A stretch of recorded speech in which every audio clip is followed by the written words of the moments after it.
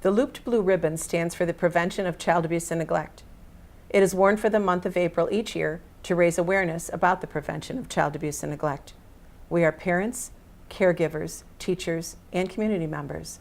We protect our children from abuse and neglect. Yet child abuse and neglect happens in every month, including April. Many children are not protected. Child abuse and neglect is hard to talk about. We are horrified by abuse, frightened by neglect, yet we often remain silent in their presence. There are two groups of individuals directly involved with the families of abused children. One of them meets the family after a child has been abused or neglected.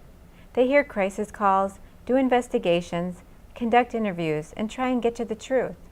They are formally bound together by the system. They have laws to follow, confidentiality to protect, and courts to work with. They want to protect the children from more pain. Their job is tough, frustrating, and hard to talk about. The other group is informally linked. This group interacts with families of abused children every day. They live with them, worship with them, go to school with them, and shop with them. Their children share daycare centers and playgrounds. They do not have the formal laws to follow or the rules to guide them. They too want to keep children safe, but often don't understand how. Most of you listening to the anthology today are part of this group. Today we will show you how what you do in your daily interactions can prevent child abuse and neglect, and you will get a glimpse into the lives of people who work with the abused. We are all trying to do the same thing, keep children safe. The Blue Ribbon Anthologies, promoting transparency of a complex issue.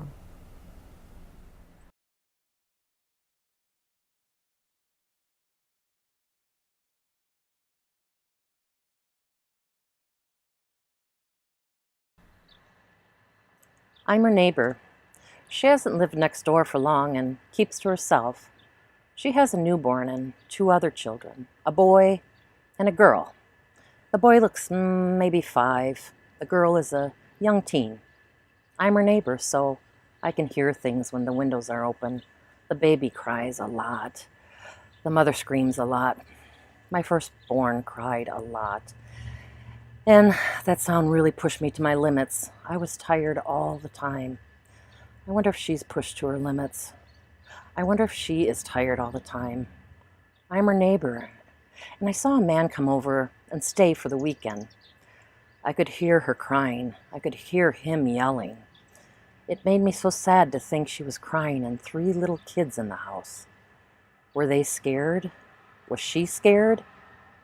I'm her neighbor, so when I made my next batch of chocolate chip cookies, I went over and rang her doorbell. I mean, we're both moms after all. She answered and I introduced myself. I'm your neighbor Joanne, and I thought you and the kids would like some cookies. She answered, I'm Angie, and we would love some cookies. Thank you. I smiled and she smiled. I left and she waved.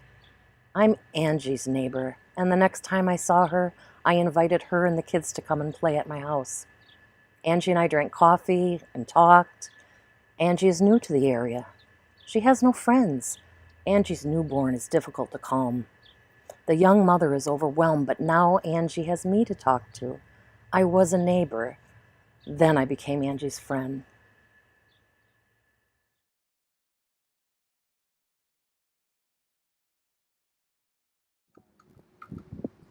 Authorities are reporting that a 3-month-old was found unresponsive after a call was made to 911 by the child's mother stating the child was not moving.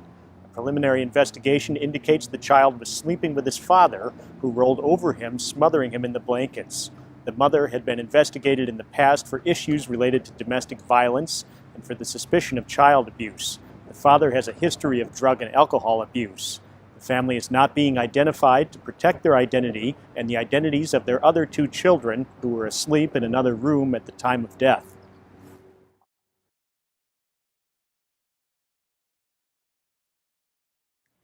Angie drops her infant son Alex off at my childcare center every weekday so she can work. Alex always cries when she tries to leave. I can tell it upsets Angie. I want to let her know it's all right. I want to tell her a lot of kids cry. Angie is always in a hurry. I want to find a way to talk with Angie. I have been an infant teacher for a long time. Alex will do better if I can find a way to reach out to Angie. Parents are critical to their child's success in daycare, school, and life.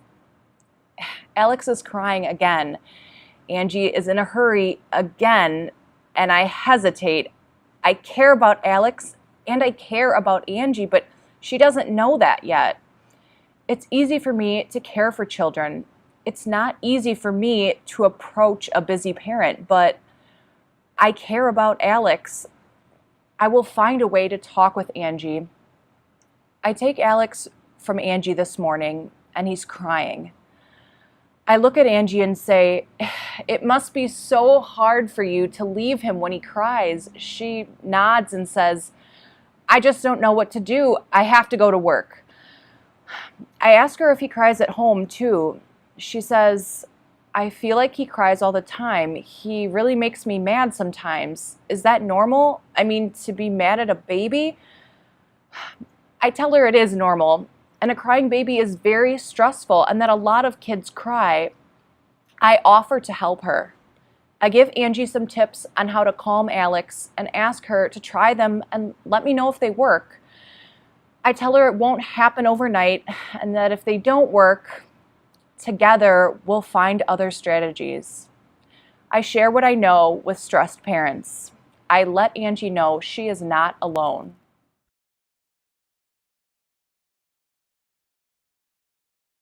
Today I started by debriefing all the work from yesterday, picking out which contacts were done, which required home visits, which ones my supervisor would take to DCFS. The phone was ringing. A parent couldn't get her child to go to school. My partner and I went to the house. Ari is 9, mad at the world, and his mom is afraid his medication isn't working. He finally smiled at us, put on his clothes, and got his backpack. Another small victory in the life of a juvenile crisis worker. My partner had answered a call from a school counselor. She was worried about a 13-year-old who's cutting herself. Her mother had said she would go to counseling, but that hasn't happened. Shelley went on our list of follow-ups. We stopped at a dirty house, met a mom who's really depressed. She said she works third shift, her kids won't pick up. We talked about Prevention Services Network, talked with her about adult crisis. We agreed we would come back in a few days. Then the call from the hospital. A 3-month-old child was dead. Crisis needed to come. I knew what this is like. The last time I viewed a dead child at the hospital, I was hoping this would never happen again. I wondered for a moment, why do I do this? I got in the car, took a deep breath, remembered that there might be other children in that home who were in danger. I thought about the words to speak to a person who suffers such a tragic loss. Started driving.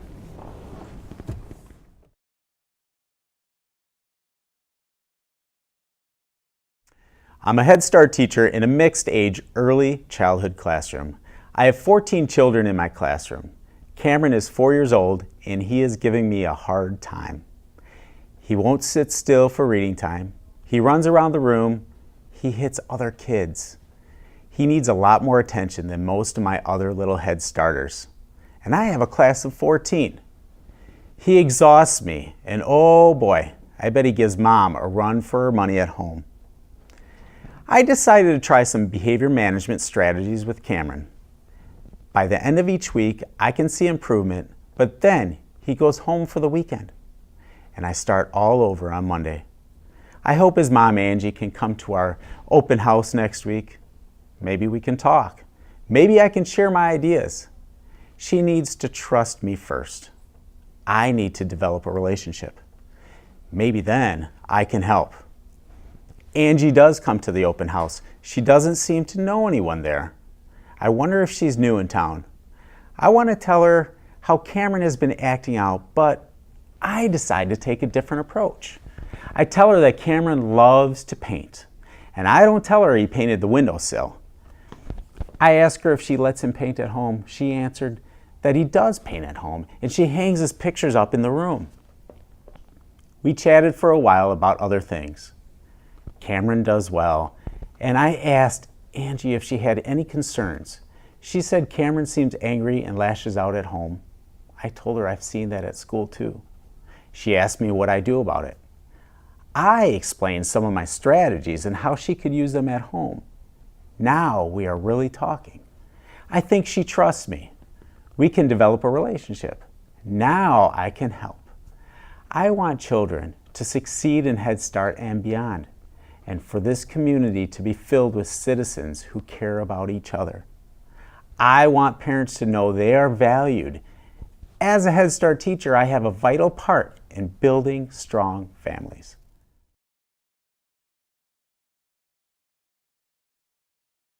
You may have seen me at Country Thunder, trying to keep people safe.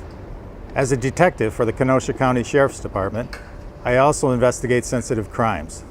The most difficult case for me is a baby's death. I dread that call, telling me someone reported to crisis that a baby was found unresponsive. Unresponsive, I know what that means. My job is to try and determine how the death happened. This involves trying to determine if the parents are responsible, either by accident or intent. Trying to interview parents in the middle of a highly emotional situation is not easy. However, it is my job to uncover the truth. That's why, even though it's difficult, the interview is necessary. You should understand that I usually only have the parents to explain a sleeping or co-sleeping routine of the child. I got the call to investigate. The mother called 911 and reported the co-sleeping death of her baby. Was it by accident or intent? I don't always get a clear answer on how the baby died. And I don't always get a clear answer on why the baby died. That is what makes it difficult to work these cases. Some of my coworkers have had the experience with this family. They picked up the 4-year-old a couple of years ago, just walking down the street, wearing a diaper. 2 years old, on the street, in a diaper, in November. Mom was referred to parenting classes, but the dad talked her out of going. Accident or intent? Maybe if we could have convinced them to get help, this wouldn't have happened. There are many questions and the helpless feeling that we let this child down. There are no clear answers. That is what makes these cases so difficult to work.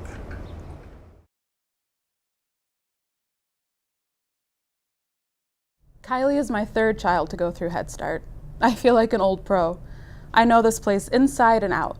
I come to every open house and feel at home here. I've lived in Kenosha my entire life and really like what this city has to offer. I remember my first time coming for an open house.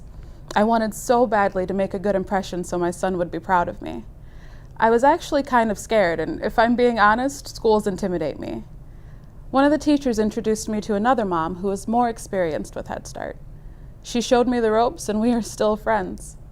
If it wasn't for that teacher, I might never have come back to another open house. At the open house, Kylie pulled me over to meet one of her little friends, a boy named Cameron. He was standing with his mom, who was holding a baby in her arms. She was standing alone and looking kind of lost. There are a lot of people here, a lot of kids, and a lot of noise. She brought back memories of how I must have looked when I first came here. It put a smile on my face. I let Kylie bring me over and I introduced myself. She said her name is Angie and that she's new to Head Start. She seemed really happy that Kylie asked Cameron to play with her. "Your daughter is friendly," she said. "Cameron needs friends." I responded that everyone needs friends. I asked her to join us for the family meal. Angie is kind of quiet, but very nice. I told her that I attend a lunch for parents at the job center on Wednesdays. I asked her if she'd like to join me next Wednesday. I told her she'd meet other parents, get a free lunch, and hear a presentation. She said she had never been to the job center. I laughed and told her that I'm both her official Head Start ambassador and her Parent Talk Lunch ambassador. She said, "I have an ambassador. That makes me feel important." I responded, "You are important, just like I'm important. We are important to our children." Angie said, "We are, aren't we? I think I'll join you for lunch, Ambassador." She smiled and said she had to go home. I thought to myself that as a parent, I know I need other parents to talk with. I enjoy other parents and I learn from them. I hope Angie comes to lunch. She needs other parents too. I am the parent who knows what it's like to feel isolated. Someone welcomed me to Head Start. I welcomed Angie.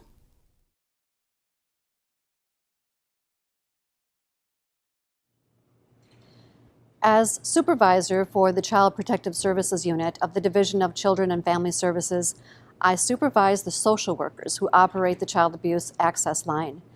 I also have a staff of social workers who do initial investigations of suspected child abuse and neglect when those calls are received. Many questions arise after a call. Is there present danger? Is there a pending danger? What is the history that our unit has with the family being reported? Is there drug or alcohol abuse in the home? Sometimes families are reported repeatedly and a pattern emerges. Once the report is made, there are decisions to be made. Every workday at 11 in the morning, we debrief the calls that came in the day before. The report might be screened out. This means that the family will be referred to voluntary services such as those provided by Prevention Services Network. Maybe a parenting class will help mom find an alternative to screaming at her children and will stop the calls from the neighbor who is just trying to help. However, there are times when the referral is screened in. Now an investigation must be made, as well as a thorough and comprehensive assessment. Collateral people will be contacted and questioned about the family. Mandatory services may be put into the home, such as a parent mentor. Sometimes a petition needs to be made to the court to detain the children. Everything we do in my unit is done to protect children within a framework of parental rights. We want families to stay together. We want to help them get the services they need to become strong. We know from crisis that there has been an infant co-sleeping death in our community. We will be debriefing with our team to answer questions and make decisions. The decisions we make are not easy. We don't always like the answers to the questions we ask. My unit is called Child Protective Services, and that is our goal. We provide services to protect children.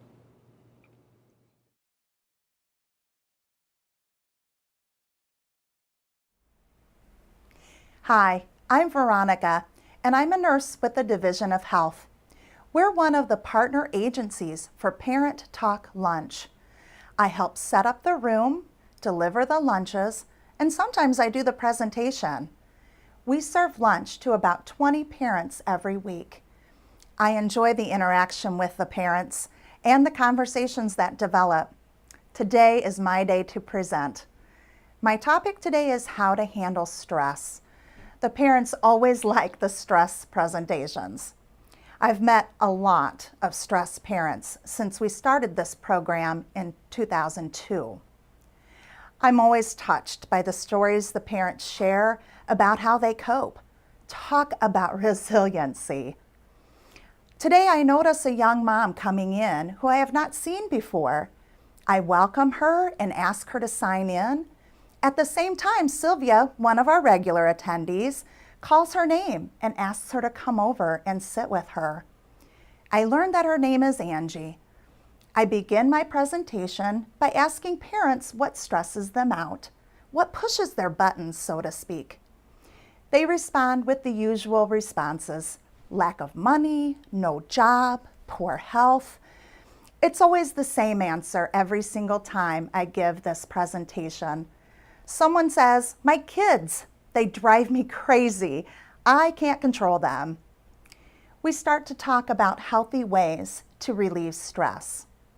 It's a fun group and the discussion is lively.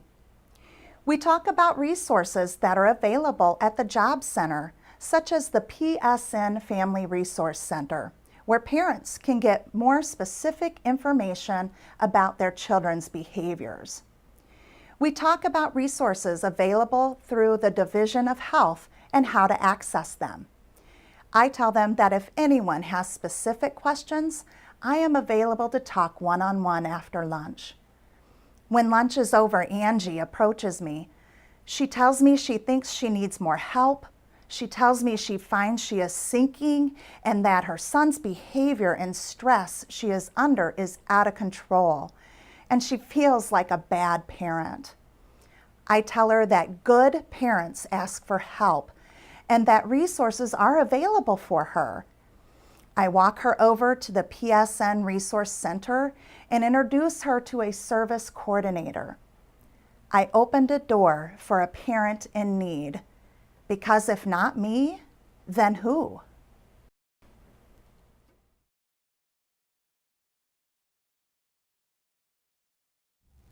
I wish there was an easy way to describe my job.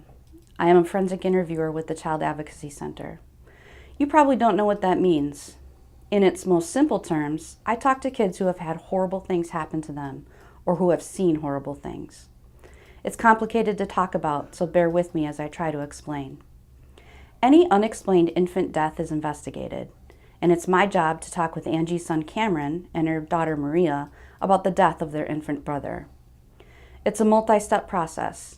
I prepare myself for the interviews with the children by getting basic background information, but I really want to hear what the kids have to say. First, I meet with a multidisciplinary team of professionals who have intimate knowledge of this family. They share what they have learned about the family over the years. You'll meet some of them today. It appears that this was another needless death caused as a result of co-sleeping. However, the next step is to assess to the best of our ability that nothing sinister occurred.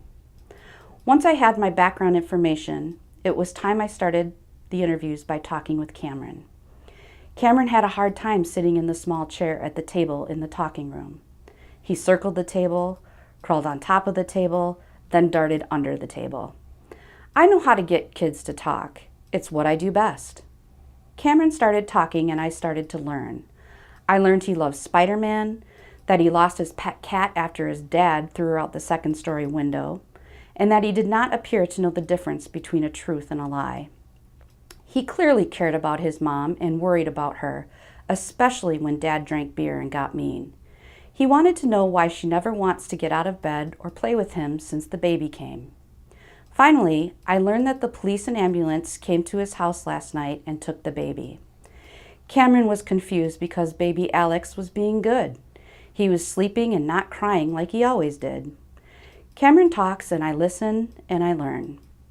Then I interviewed Maria to again question, listen, and learn. Maria is 14 going on 30. Maria knew exactly how to care for the baby, her brother, and even her mother. When Mom's ex-husband got drunk, she knew just what to do to keep him from hurting her mother. She had a blank stare and did not say exactly what she did to keep Mom safe. She refused to call him Dad like her younger brother did. Maria was clearly grieving the loss of the baby. This was enough questioning for Maria this day. The investigation needs to go on and come back to all of us. My interviews yielded no clear disclosures and more concerns than when we started. The situations are complex. There are no easy answers.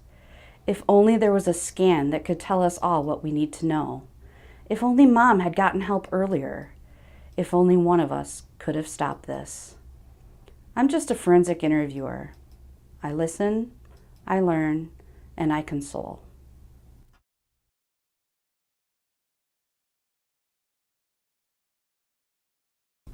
It's my turn to work open hours for the Family Resource Center. You never know who's going to walk in and what they might want. Today, this lady, Angie, walked in with her infant and her 4-year-old Cameron. She said Veronica from Parent Talk Lunch recommended she stop by. She seemed nervous and hesitated. She said, "I don't know what to do." I smiled at her and asked her what was on her mind. She said she's losing it. I told her I have begun a lot of conversations with parents who use the same 2 words. Is it the kids, I ask her? I know that when parents are stressed out that kids misbehave for attention. She said, it's the kids, it's their father, I have no money, I'm all alone. I hear these laments from parents who walk into the center all the time. There are a lot of lonely parents in Kenosha. I said, let's talk about what PSN has to offer. I wrote up a PSN referral for Angie. She will be connected to a service coordinator who will meet with her to assess just what she needs to keep her family strong. Service coordinators build on family strengths. I invite Angie to other activities that PSN offers. She said she already goes to Parent Talk Lunch and is interested in Women's Circle. I think she'll like Women's Circle. And I tell her about Spotlight. I sense that she's relaxing a little. I haven't lived in Kenosha very long, she shares. I moved here to get away from a bad relationship. It was really hard to do. She said sometimes I doubt myself when I see my kids act up. I tell her there is help for her too. There's counseling available and support groups. I tell her that her service coordinator will connect her to whatever she feels she needs. She says, maybe I can be a better parent if I get help too. I tell her she is absolutely correct. Caring for the caregiver is essential, I remind her. She laughed and said, that'll be a change. I'm used to putting myself last. Working in the resource center, I have a chance to connect to families every day. It's not easy to ask for help. It's not easy to admit something is wrong.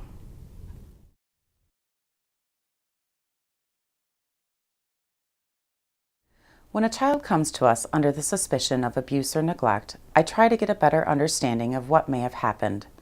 As a medical provider with the CAC or Child Advocacy Center, my job is to give kids a checkup and to get them connected with other medical services if needed. This may include lab tests, x-rays, or medications. When a child dies unexpectedly, possibly from abuse, I see other children in the home for an examination. I talk to Angie about her children's health and medical history. It's an opportunity to determine if there have been other incidents. Today I saw Angie's surviving children, Cameron and Maria. I know from the forensic interviewer that there is a suspicion of abuse. Cameron has not said anything about getting hurt by an adult. Maria, however, made comments that may be concerning for sexual abuse. I try to make it fun in the checkup room with books, bubbles, and toys. I got Cameron's attention with a light-up airplane, and we began to play together. We try to let children just be children. Then I began the exam. When I examined Cameron's skin, I found healed injuries in the shape of a loop. These injuries are typically indicative of physical abuse. I asked him how he got his owies. He was hesitant, but he told me Mommy's boyfriend did that a long time ago with a belt. Maria was shy about her examination. I didn't want her to feel scared or uncomfortable and asked if she wanted her mom in the room. She liked having a choice and decided to have Angie come in for the exam. It was important to me that Maria knows she is safe. The children I see often come from homes that are not safe for them, but they are safe here with me. I showed her the equipment we would use and explained that nothing will hurt. While we did her exam, we talked about school and activities she likes to do. Everything looked normal for a 13-year-old girl. I explained to Maria that even though bad things have happened, her exam is normal. It is important for Maria to understand that her body is healthy.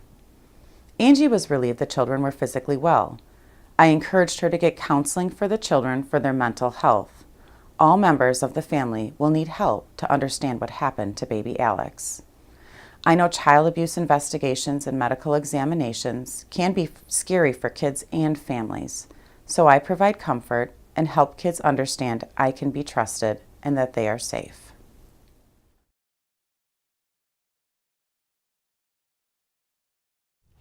Hi, I'm Angie, mommy of 3.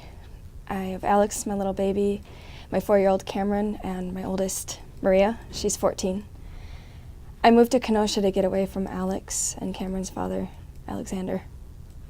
I was being abused, and then I found out that Alex was assaulting Maria. My worst nightmare had come true. So I packed up my family and I came here. I don't know anyone here. I'm afraid and lonely. And not everyone knows about Maria, so my family thought I was nuts to leave. Do you have any idea how hard it is to talk about the sexual assault of your child by someone that you love? I don't think so. But I was right to leave, though. I had to protect my family. Coming here was the best decision I've ever made. I'll never forget when my neighbor brought me some cookies. I mean, she couldn't have known that I was having a really rough time. Alexander found us, and when he showed up at the door, he was all apologetic and sweet, so I let him in. But he hasn't changed. He's still drinking, and he's still violent. We fought, and then the doorbell rang, and suddenly my neighbor's just there being nice. Alex is in daycare, and Cameron's in Head Start, and the teachers there are so awesome. I didn't want to tell them that I was having issues, but somehow they just seemed to know. They made me feel really welcomed, and they made me feel normal. And I hadn't felt normal in a long time. One of the parents invited me to lunch at the job center. I had a blast. I learned about Prevention Services Network, and now I have a service coordinator. They told me that their services are voluntary. That means that I choose to ask for help, which made me feel powerful. It made me feel like a good parent. I'm currently taking some parenting classes, and PSN got Maria hooked up with some counseling, and I'm in counseling too. I was drowning when I moved here. I mean, what in the world would have happened if I had continued to let Alex's father stay with us? But I didn't let him stay. I'm strong, and I know how to protect my children. And now I feel like I belong in Kenosha. My name is Angie, and I am sure not a perfect parent. But I've learned that nobody's perfect. Thank you, Kenosha, for reaching out to me. You saved my family. Because a neighbor brought cookies. There was no story in the news. Because an infant teacher shared strategies to calm a baby. A call was never made to crisis. Because a Head Start teacher saw what Cameron did well. There was no investigation. Because another parent reached out at an open house. There was no Child Protective Services called. Because a nurse talked about stress during a community lunch. There was no forensic interview. Because a young, scared mom asked for help. There was no medical examination. Who have you welcomed lately? When is the last time that you offered to help a stressed parent? Be silent no more. Become a part of this anthology.